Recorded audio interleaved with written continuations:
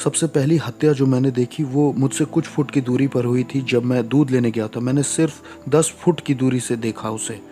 उन्होंने उसे 7 बार गोली मारी थी और मैंने एक के बाद एक बहुत सारी मौतें देखी अपनी ज़िंदगी में। साउथ ब्रॉक्स की सड़कों पर आपको एक हत्यारा, एक लूटमार करने वाला और एक बहुत चालाक इंसान बन के जीना होता है। मेरे पिता की तरफ के लोग तांत्रिक और भूत सिद्धि करने वाले थे। हम तंत्र मंत्र और भूत सिद्धि करते थे। हमारा कांटेक्ट खुद शैतान से था। मुझे याद है कि मेरे पिता कमरे में जाया करते थे शैतान की पूजा करने के लिए, और मैं शैतान की उपस्थिति को भी महसूस कर पाता था। और मेरे पिता आराधना करते थे, टंग्स में बोलते थे, शैतान की अन्य भाषाएं बोला करते थे, दुष्ट आत्माओं की। और वहाँ वो फूल चढ़ाते, कैंडल जलाते और पानी डालते थे।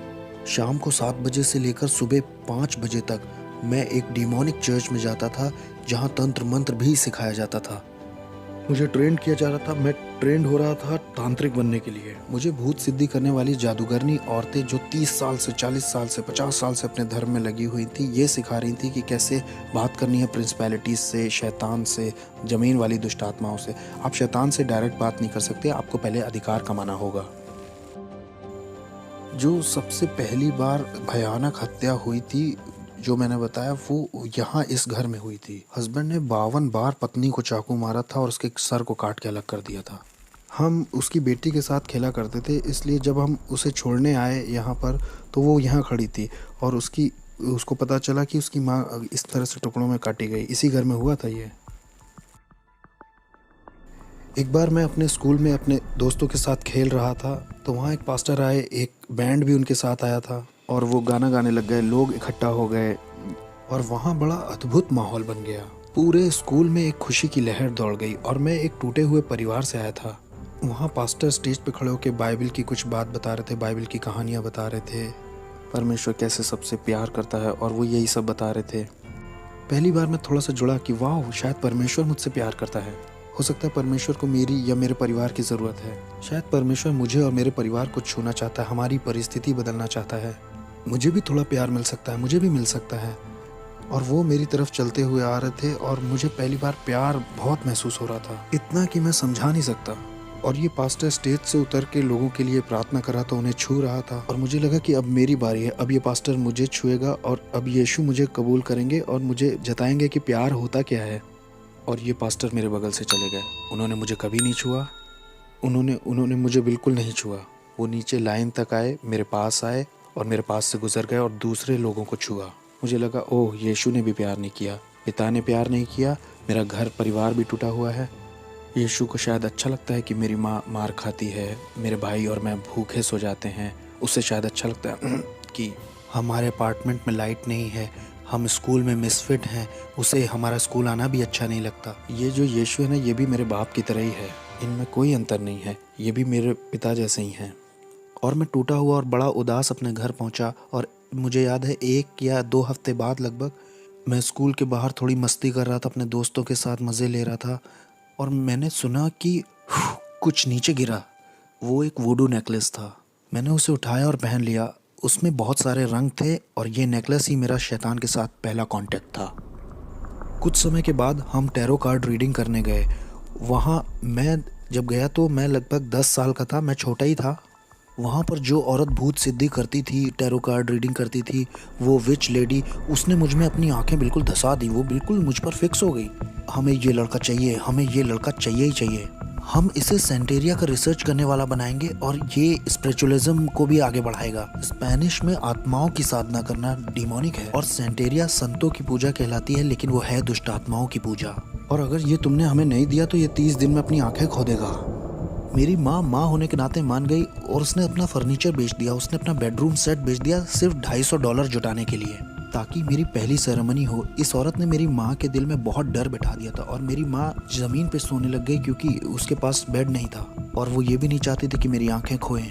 तो इन लोगों ने मुझे अंधकार की दुनिया में आगे बढ़ाया जब मैं 10 साल का था। फिर पहला एनकाउंटर जो मेरा हुआ, मैं जब 10 साल का था, वहाँ डेविल आया और उसने ऑफरिंग भी कबूल कर ली। मेरी ज़िंदगी अब शैतान को सौंप दी गई थी और उन्होंने मेरे गले में 5 मालाएं पहनाई। ये 5 तरह की बड़ी दुष्ट आत्माएं थीं जो आसमानी मकामों में रहती हैं। ये शैतान के नीचे होती हैं। उन्होंने ये मेरे गले में पहना दिया, जिन्हें सेंटेरिया कहते हैं। उन्होंने कहा कि यही रूहें आज से तुम्हारी मदद करेंगी और ये तुम्हारे स्पिरिचुअल गार्डियन एंजल्स हैं और अब से यही तुम्हारी आगे को फिक्र करेंगे। ये जो कोने की बिल्डिंग आप देख रहे हैं इधर इस कोने की, ये पूरी लगभग खाली रहती थी और मैं और मेरा भाई यहाँ ऊपर से उतर करके और पंप से पानी लेने जाते थे। ये वाला पंप था वो, ये खाली थी और ज़्यादातर अपार्टमेंट यहाँ के खाली ही थे और मैं और मेरा परिवार ही सिर्फ यहाँ रहते थे।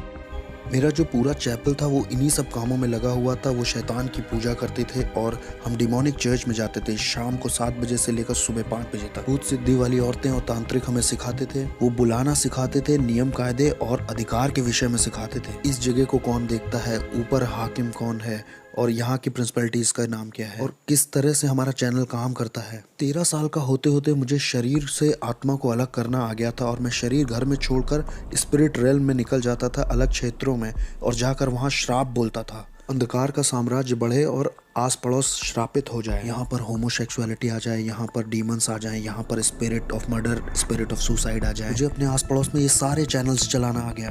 15-16 की उम्र आते आते मैं हॉस्पिटल्स में जाके आईसीयूज में मौत हो जाए ऐसा बोलता, दूसरे कमरों में मौत हो, ये इंसान मर जाए, ताकि डेविल की नज़र में मेरा लेवल या मेरा ओहदा और बढ़ सके और मैं न्यूयॉर्क सिटी का सबसे बड़ा डेविल वर्शिपर बनना चाहता था। शैतान मेरा बाप बन गया, उसने मेरे बाप की जगह ले ली क्योंकि मैंने ऐसी दुआ की थी कि मेरे बाप को मार दो। 33 साल की उम्र में मेरे बाप को चेहरे पर गोली मार करके ख़त्म कर दिया था एक नाइट क्लब में एक औरत की वजह से। जब वो घर आ रहे थे शैतान ने उन्हें ले लिया और उसने कहा कि मैंने पुराने से नए को बदल दिया है और ऐसे डेविल मेरा बाप बना। एक क्लब था इस जगह पर और वहाँ मेरे बाप को मारा गया था जब उनकी उम्र 33 साल की थी। मैंने बताया था ना कि जब मैं छोटा था, लगभग 11 साल का था, तो यहाँ पर एक कॉर्नर पर स्टोर हुआ करता था इधर साइड। जब मैं दूध का गैलन लेने गया था मेरे सामने उस आदमी को मारा गया था। शैतान का पुजारी होने से मेरा ओहदा अब बढ़ चुका था और इतना बढ़ गया था कि मैं प्रिंसिपैलिटीज़ को और दुष्टात्मा को इधर से उधर भेज सकता था। और मैं जैसे आपके साथ यहाँ बैठा हूँ ऐसे मैं शैतान के साथ बैठा करता था और वो ह्यूमन फॉर्म में आ जाता था। उसकी उपस्थिति आती थी और मैं सारी रात उससे बात करता था और वो मुझको असाइनमेंट्स देता था। मैं अच्छे क्लब्स में और लॉन्ज में जा कर के चेक करता था कि किसको मैं अंधकार के साम्राज्य में ला सकता हूँ। मैं उनको उनका भविष्य बता देता था, उनकी ज़िंदगी के बारे में उन्होंने क्या क्या किया है और उनके साथ क्या होने वाला है, ये सब बता देता था। उन्हें बिल्कुल ये अंदाज़ा नहीं था कि मैं कौन हूँ, मैं बस दुष्ट आत्माओं की शक्तियों से भरा था। मैं खून भी चखा करता था। हर हफ्ते मैं जानवर को काट कर उसका खून पीता था और कभी समय नहीं हुआ या पैसे नहीं हुए तो खुद का हाथ काट करके खुद का खून पी लेता था। हमारे ग्रुप में और जिन लोगों के साथ मैं था वो सब डीमन से जुड़े हुए थे। उनमें डॉक्टर्स थे, लॉयर्स थे, उसमें प्रिंसिपल्स और जजेस और पुलिस ऑफिसर्स भी शामिल थे जो जादू टोने में लगे हुए थे। सिंगर्स जो आज की डेट में बहुत मशहूर हैं वो भी थे। मैं एक हवा के हाकिम को दूसरी जगह भेज सकता था, नीचे ज़मीन की दुष्ट आत्माओं को दूसरी जगह भेज सकता था ताकि उस जगह की चर्च बंद हो जाए, चर्च की ग्रोथ बंद हो जाए और लोगों के सेव होने के सारे मौके छिन जाएं। कभी कभी मैं शराब में धुत होकर के दुष्ट आत्माओं से इतना भर जाता था कि सड़क के बीच में खड़ा होकर के परमेश्वर से कहता था, सुन, तुमसे भी थोड़ा उलझना चाहता हूँ, आओ थप्पड़ मारूं या थूक दूं तुम्हारे मुंह पर, आओ भिड़ के दिखाओ नीचे। मेरी शादी भी हॉलोवीन पे हुई थी। शादी भी डिमोनिक थी जो मैंने हॉलोवीन पे की थी। दूसरी प्रिंसिपैलिटीज़ के डीमंस आए थे मेरी शादी में। कोई इंसानी जात मेरी शादी में नहीं आई थी। वो सब मेरी शादी में आने से डर रहे थे। मेरी शादी बड़ी अजीब थी। मैंने लोगों को इनविटेशंस भेजे, कोई दिखाई ही नहीं दिया तो कोई वेडिंग गिफ्ट नहीं। लेकिन हाँ, दुष्ट आत्माएं आई थी मेरी शादी में और उन्होंने ही बैप्टिज्म दिया। तो मेरी पत्नी और मैं, हम दोनों ही तंत्र मंत्र करते थे और हम अपनी बेटी को भी वही बनाना चाहते थे। मुझे याद है पहली बार जब मुझे इंसान की कुर्बानी करनी थी तो डेविल मेरे साथ कार में अंदर बैठा हुआ था। उसने कहा, मुझसे प्यार करते हो? मैंने कहा, ऑफ कोर्स डैडी। उसने मुझसे कहा कि छत के ऊपर एक आदमी है, वो तुम्हें नुकसान पहुंचाने आया है, तुम्हारा पैसा चुराने आया है, तुम उसे मेरे लिए मार दो अगर प्यार करते हो तो मैं छत की ओर ऊपर जाने लगा। मुझे याद है मैं 12वें माले में रहता था और जब मैं छत के ऊपर पहुंचा तो वो छत के पीछे वाले हिस्से सीढ़ियों पर छुपा हुआ था और ये आदमी 6 फुट 5 इंच का, वो लगभग 250 पाउंड का होगा। मैं डीमन पजेस्ड हो गया था और मेरे अंदर दुष्टात्मा गई, मैंने महसूस किया और अब मैं नहीं रह गया था। मैं उसे पकड़कर अपने अपार्टमेंट में ला के उसे चाकू मारना चाह रहा था क्योंकि मेरे पास एक कार्डोन पॉट था जो लगभग 100 पाउंड का होगा। उसमें 9 तरह के हथियार लगे थे जो 9 अलग तरह से इस्तेमाल किया जाता था और जैसे ही मैं उसे पकड़ने चला और उसे अपार्टमेंट में खींचने वो बस मेरे हाथ से फिसल गया और गायब हो गया। वो नीचे स्टोरवे के पास कूद गया। वो ऐसा जैसे ओलंपिक के एथलीट कूदते हैं करके कूद गया। वो कूदा और गायब ही हो गया। मैं उसे पकड़ नहीं पाया तो मैं बहुत निराश हो गया। मैं अपनी पहली इंसानी कुर्बानी नहीं कर पाया। लोगों ने इसके ऊपर देखो कुछ लिख दिया है, लेकिन यहाँ पर एक डीमन है। ध्यान से देखो,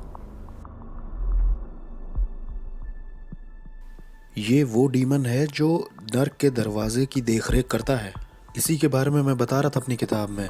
वो सेंटेरिया वाली यही है, छोटा वाला दुष्ट आत्मा। ये वो दुष्ट आत्मा है जो हेटी को चलाती है। हेटी के ऊपर जो प्रिंसिपैलिटी है ना, वो यही है। और वहाँ पर जो वो वाला है ना, वो इस्लाम के ऊपर हाकिम है। अब यहाँ आ गया और ये देखो, लोगों को फंसाने के लिए द ट्रुथ। क्या हंसी आ रही है? सच, ये तुम्हें आज़ाद करेगा। ये देखो, ये भी ऊपर लगाया है ताकि लोगों को लगे कि ये भी इसी का हिस्सा है, मतलब ये इसका हिस्सा है। ये जगह कौन सी है? इस जगह को बोटानिका कहते हैं। ब्रॉन्क्स में जो लोग रहते हैं वो अगर जादू टोना तंत्र मंत्र करना चाहते हैं तो यहीं से सामान खरीद के ले जाते हैं, दूसरों को परेशान करने के लिए या मारने के लिए। आओ हम अंदर चल सकते हैं। अगर मैंने कह दिया आप 30 दिन में मरने वाले हो तो 30 दिन में तुम मर जाओगे, तैयारी कर लो। मुझे बिल्कुल परवाह नहीं कि आप कहाँ काम करते हो, आप किसे जानते हो। आई डोंट केयर कि आप अपने आप को क्या बुलाते हो। आप कहो आप कैथलिक हो, आप क्रिश्चियन हो, आप एक बिलीवर हो। मैं आपको मार सकता था जब तक आपका यीशु से जीवित संबंध ना हो। मेरी बिल्डिंग के नीचे एक औरत रहती थी। वो एक दिन ऊपर आके बोली कि मेरा पति मुझसे धोखा कर रहा है। वो जिस औरत के साथ धोखा कर रहा है उसे मार दो तुम जादू टोना करके, मैं कितना पैसा दूं। मैंने कहा मैं पहले शैतान अपने पिता से पूछूंगा और फिर तुम्हें बताऊंगा, तुम 2 दिन बाद आना। फिर वो औरत आई और शैतान ने मुझे बताया कि एक कॉफिन बॉक्स, 21 ब्लैक कैंडल्स और उस औरत की एक मूर्ति बना करके उस कॉफिन में डाल देना जादू टोना करने के लिए, और उस औरत को मारने के लिए 21 दिन में उसकी मौत हो जाएगी। 21 दिन में हम उसका फ्यूनरल देखेंगे। तो वो औरत आई, मैंने उससे कहा मैं $10,000 तुमसे लूँगा उस औरत को मारने के लिए। उसने कहा ठीक है। मैंने कहा अरे तुम्हारी मेरी जान पहचान है, मैं तुम्हारे घर भी आता था, तुम एक काम करो 7,000 देना, 30% ऑफ दे रहा हूँ तुम्हें, मैं मार दूंगा उसे। 30% ऑफ है तुमको, $7,000 दे देना बस। जब वो औरत मेरे घर से जा रही थी तो बोल के बोली वैसे वो औरत क्रिश्चियन है। उसने कहा वो मसीही है। मैंने कहा अब मैं उसे फ्री में मारूंगा। मैंने कहा मैं उसको अब फ्री में मारूंगा, मुझे इन क्रिश्चियंस को एक सबक सिखाना है, मैं उसे अब फ्री में ही मारूंगा। मैंने कहा मुझे तुम्हारा पैसा नहीं चाहिए, मैं फ्री में मारूंगा।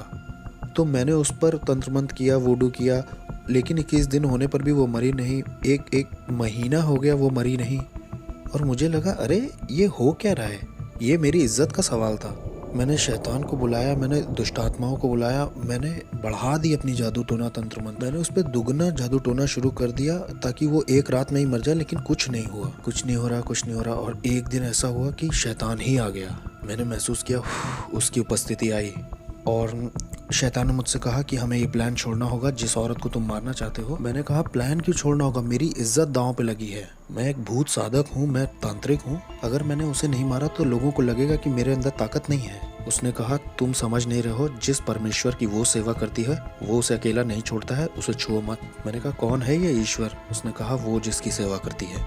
मैं बहुत गुस्से में था। मैंने कहा नहीं, 1 हफ्ता और लेते हैं, चलो मारते हैं। उसने कहा नहीं, जिसकी वो सेवा करती है वो उसे अकेला नहीं छोड़ता है। जिस तरह का जादू टोना मैंने उसके ऊपर किया था ना, उसे 21 दिन से कम में मर जाना चाहिए था। और भाई कैसे हो? ये ईजबेल है, इनके धर्म की ये ईजबेल है। देखो ये कैसे काम करता है। ये स्टैचूज जो है इनका कोई मतलब नहीं है, लेकिन इसके पीछे एक दुष्ट आत्मा है। तो अपने खुद के लिए मुझे उसे पहचानने के लिए इसका बनाया जाना बहुत ज़रूरी है, नहीं तो मैं उस आत्मा से नहीं जुड़ सकता। उस दुष्ट आत्मा से मेरी जान पहचान नहीं हो सकती, हमारे बीच में कुछ कॉमन नहीं है। मैं आदमी हूँ, वो एक आत्मा है, और आत्माओं में भी वो दुष्ट आत्मा है। मैं उससे जुड़ ही नहीं पाऊंगा। उससे जुड़ने के लिए मुझे इसको बीच में लाना ही होगा। ये इंसानों की तरह दिखते हैं, लेकिन इस आदमी के पीछे भी एक कहानी है। उस कहानी की वजह से ही आप उससे जुड़ सकते हो, और ये दुष्ट आत्मा उसकी वजह से चलन कर सकता है। और ऐसा ही इन लोगों के साथ भी है। बाद में इनके नाम रखे जाते हैं और इनके भी जन्मदिन होते हैं, इनके भी अपने दिन होते हैं। किस तरह से इंसान फंस के पकड़ा जाता है इस दुष्ट आत्मिक संसार में और तंत्र मंत्र में, जानते हैं? ये वो जाल हैं जिनसे दुष्ट आत्माएं ऑपरेट करती हैं, अपना चलन करती हैं। इन्हीं मूर्तियों की वजह से इंसान अपने सारे शैतानी काम और शैतानी मजहब चला पाता है। यहाँ ऐसी कोई चीज़ नहीं है जिसे पवित्र कहा जा सके, बस एक ही है, वो हम हैं। इस जगह पे होता क्या है? वहाँ पीछे तंत्र मंत्र होता है, वूडू होता है, वहाँ कुछ मंत्र बोले जाते हैं और उससे मूर्तियाँ पवित्र की जाती हैं। ये सारी दुष्ट आत्माएं चाहती हैं कि आप एक नई मूर्ति खरीदें ताकि आप दुष्ट आत्मा को घर ले जा सकें। ये देखो, खास प्रार्थनाएं, ये आपको विश्वास दिलाना चाहते हैं कि आप परमेश्वर से प्रार्थना कर रहे हो। मैं भी यही किताब इस्तेमाल करता था, खास प्रार्थनाएं।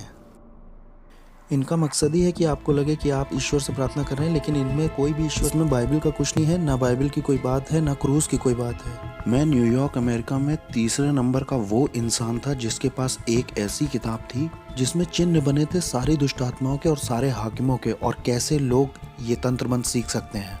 और कोई इस तरह की किताब को नहीं रख सकता, या किसी के पास ऐसी किताब नहीं हो सकती जब तक डेविल उस पर खुद साइन न कर दे। और मैं तीसरा वो इंसान था जिसके पास ये किताब थी, और मैं इस किताब के निशानों का इस्तेमाल करके जादू टोना करता था ताकि लोगों का दिमाग खराब हो जाए और वो बीमार पड़ जाए। जाने कैसे तंत्र मंत्र से मैं उन्हें बीमार करके लेप्रोसी, किसी को कैंसर दे देता था।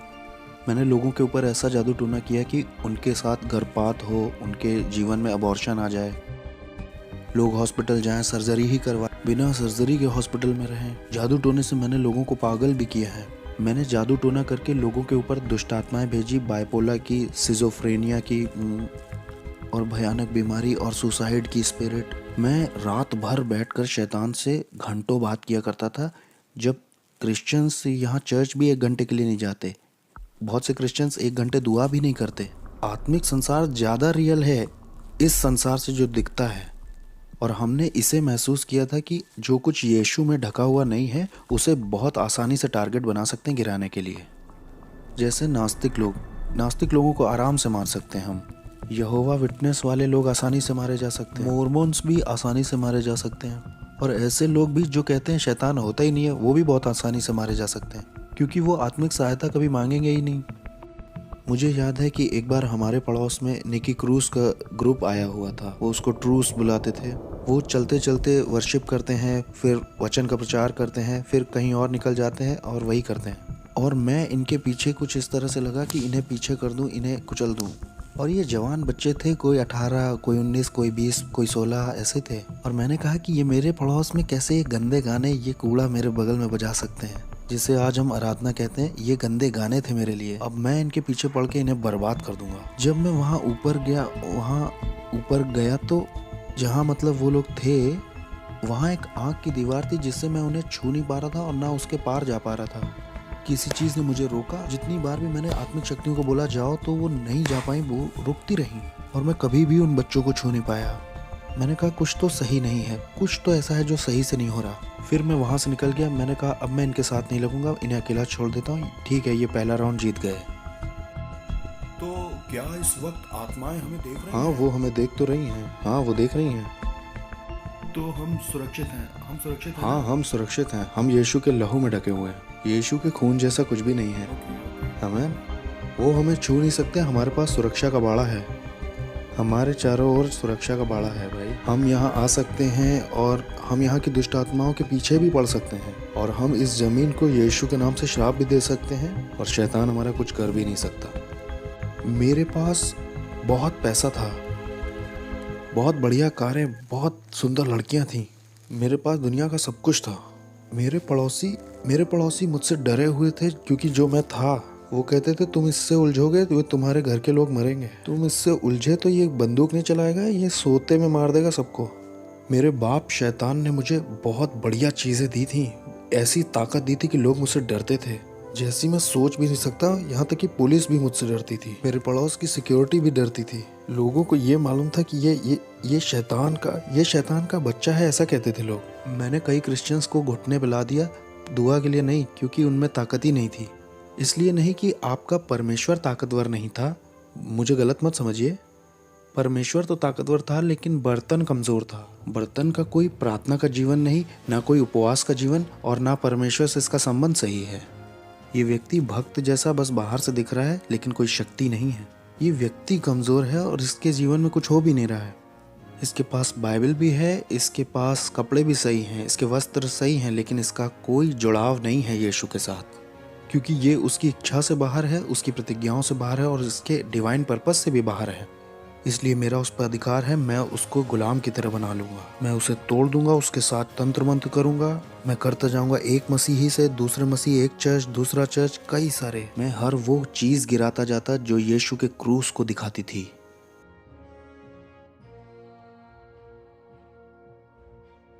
बहुत ही दुष्ट आत्माओं से भरी हुई जगह है। तो इस जगह का बहुत असर होगा ना आस पड़ोस पर। हाँ और क्या, ये जो पूरा एरिया है ना, ये इसी की वजह से लॉक्ड है। ये शैतान का गढ़ है, हम शैतान के गढ़ में गए थे। इस गढ़ का पूरा बाजार नरक से था। सोचिए, ये जाते हैं $100-200 लेकर के ये सब खरीदने के लिए, और इससे उन्हीं का नुकसान होता है, इससे दूसरों का, गरीबों का भला हो सकता है। इससे उन्हें लगता है कि उनकी ज़िंदगी और अच्छी हो जाएगी, उनकी ज़िंदगी और बेहतर बन सकती है। इससे वो सोचते हैं कि उनकी उन्नति होगी, उनके शाप, उनकी पीढ़ियों के शाप टूटेंगे। ये मोमबत्तियाँ, ये वुडू खरीदने से इन्हें लगता होगा, लेकिन परमेश्वर कहता है कि ये तुम्हें फ्री में दे रहा हूँ मैं, बस अपनी ज़िंदगी मुझे दे दो और मैं तुम्हें आज़ाद करूँगा। लेकिन ये इन्हें नहीं चाहिए, ये उनके लिए बहुत मुश्किल है, ये तो इनके लिए बहुत कॉम्प्लिकेटेड है। लोग इस तरह की जगह में आते हैं, $200 भी ख़राब करते हैं और ज़िंदगी सोचते हैं अच्छी हो जाएगी और बहुतायत से भर जाएगी। हेटी के ऊपर जो दुष्ट आत्मा है उससे मेरा कांटेक्ट था, उसका नाम है कैंडेलो, उससे मेरा संपर्क था। और मियामी के दुष्ट आत्माओं से भी संपर्क था, अफ्रीका की दुष्ट आत्माओं से भी था, न्यूयॉर्क के ऊपर जो हवा के हाकिम हैं उनसे भी था, कुछ और भी थी जो दुनिया भर में जाना चाहती हैं। यहाँ पे एक सड़क है, वहाँ दूसरी दुष्ट आत्माएं हैं, हाकिम हैं। 42 नंबर की सड़क पर जो दुष्ट आत्मा है वो यहाँ आना चाहती थी। मैं ये कहूँगा कि मुझ में विवेक नहीं था। मैंने अपने भाई के ऊपर, सगे भाई के ऊपर जादू टोना तंत्र मंत्र करके उसे 5 साल की जेल करा दी। अपना खुद फ्लैश एंड ब्लड था, मेरा खुद का भाई, तंत्र मंत्र से 5 साल के लिए अंदर हो गया वो। मेरा एक और भाई था, एक बार वो मेरे घर आया था बड़े एटीट्यूड में, तो डीमन उसके ऊपर कूद गया। वो मेरे घर से ऐसे भागा, उसका पेट दर्द बहुत बढ़ गया था। मेरी माँ भी इस बात की गवाही दे सकती है। मैंने अपने शरीर के साथ बहुत सारे रीति रिवाज किए थे, इतने सारे संस्कारों से गुजरा था मैं। लास्ट वाले में मैंने अपनी आत्मा शैतान को सौंप दी थी। एक सेरेमनी में मैंने गन पाउडर और जानवर का खून पिया था, जिसे सैंसी कहते हैं। सैंसी हेशे और फ्रेंच की सेरेमनी है। ये एक दुष्ट आत्मा के साथ का संस्कार है, जिससे मैं किसी के घर जाके कुछ खाता हूँ तो वो उसमें जादू टोना नहीं कर पाएंगे, कुछ इस तरह की। और जो आप जानते हैं वो सब मैंने किया था।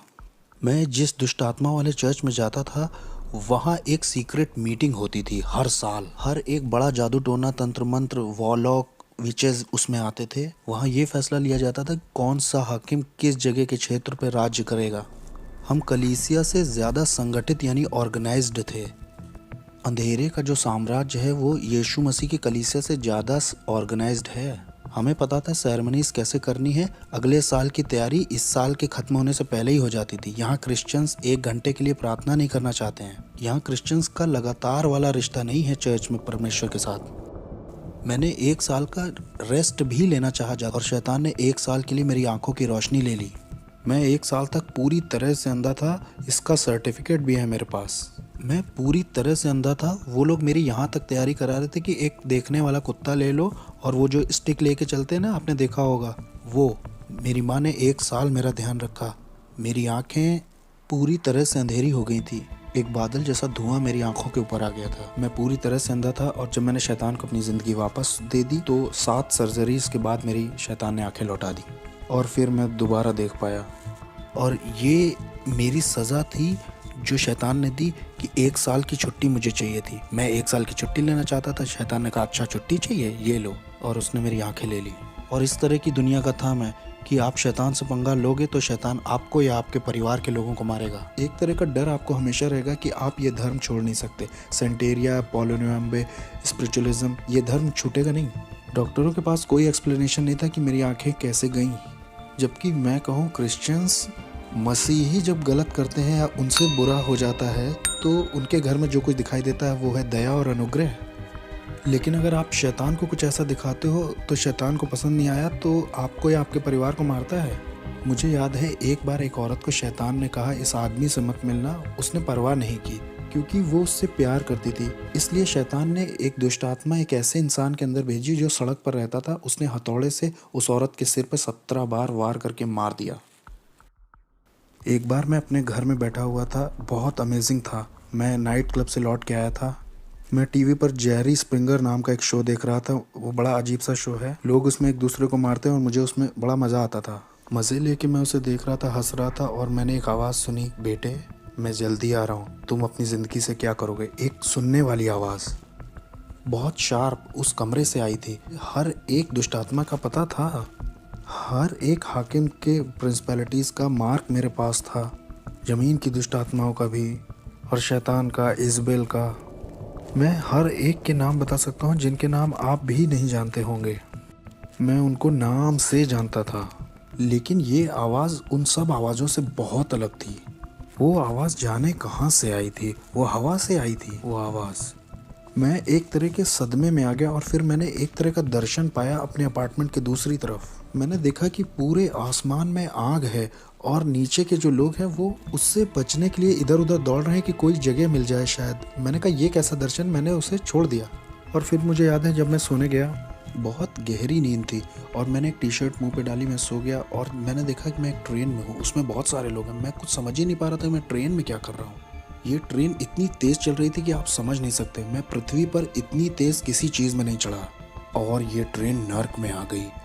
यीशु मसीह मुझे नर्क ले आए और जब मैं नर्क में पहुंचा तो वो ट्रेन दरवाजे से बहुत कस के लड़ गई। एक इतनी तेज़ आवाज़ हुई कि सब खुल गया और बहुत गर्मी बाहर आ रही थी, न जाने कहाँ से। वहाँ सांस लेने में भी बहुत दिक्कत हो रही थी। मैं ट्रेन से जैसे बाहर आया तो उसमें जो लोग थे उनके चेहरे नहीं दिख रहे थे, लेकिन उनके चेहरे पर डर दिखाई दे रहा था। वो डर आप महसूस कर सकते थे। ये डर इस बात का था कि आप वहाँ से कभी बाहर नहीं निकलेंगे और ये जगह पूरी भरी हुई थी। और मैंने कहा मैं यहाँ के लिए नहीं बना हूँ, मैं यहाँ नहीं मर सकता ना, मुझे यहाँ नहीं मरना, ये मेरे लिए नहीं है। मैं यहाँ के लिए पैदा नहीं हुआ हूँ, मैं अपने आप से ही बातें कर रहा हूँ। मैं यहाँ नहीं रहने वाला, इसलिए मैं एक कोई सुरंग ढूंढने लगा जहाँ से मैं निकल सकूँ।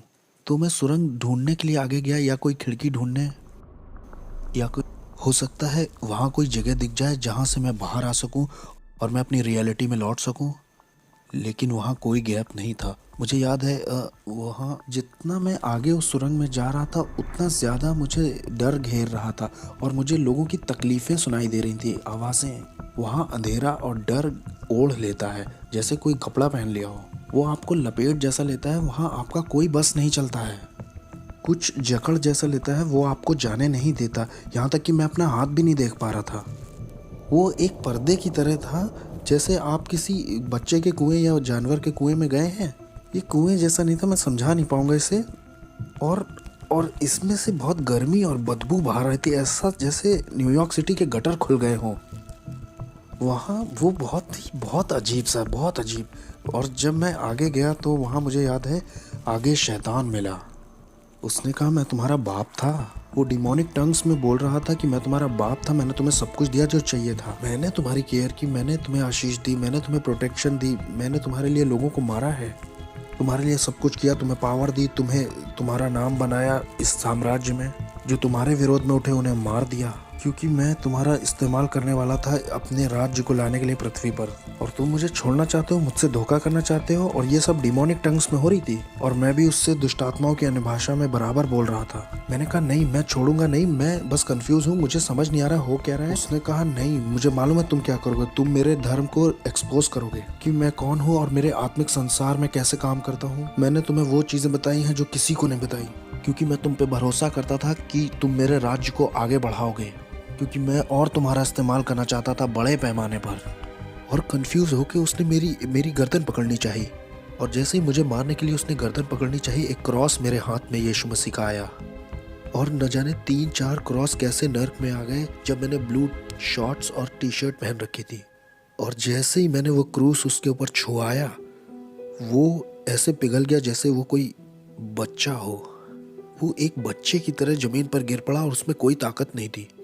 और फिर मैंने उस मौके का फ़ायदा उठा करके भागना शुरू किया उस तरफ जिधर दरवाज़ा लग रहा था मुझे, या शायद वहाँ कोई मुझे दरवाज़ा दिखाई दे जाए। जो मेरी उम्मीद थी, वहाँ आशा जो थी, वो ऐसी थी जैसे वहाँ किसी तरह की कोई आशा ही ना हो।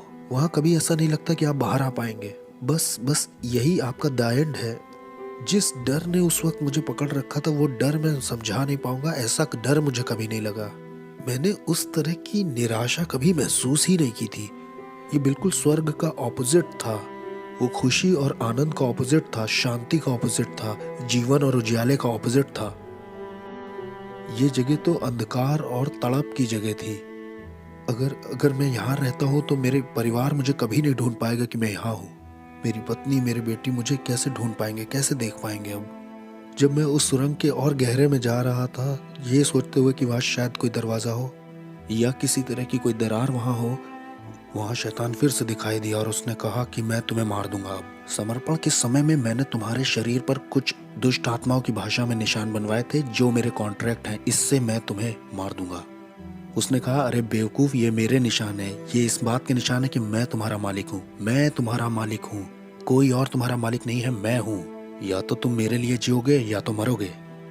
और फिर जैसे ही उसने अपने हाथ बढ़ाए मुझे दोबारा पकड़ने के लिए, मैंने तो सोचा मेरी कहानी खत्म। अब वो मुझे दूसरी बार पकड़ने आया है। क्रूस यीशु मसीह का बीच में आ गया, नरक में।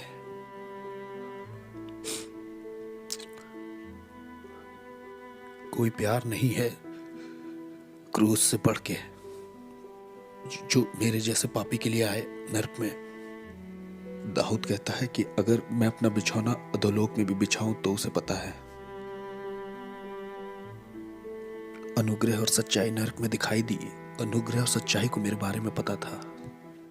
अनुग्रह और सच्चाई की मेरी जिंदगी में एक योजना थी।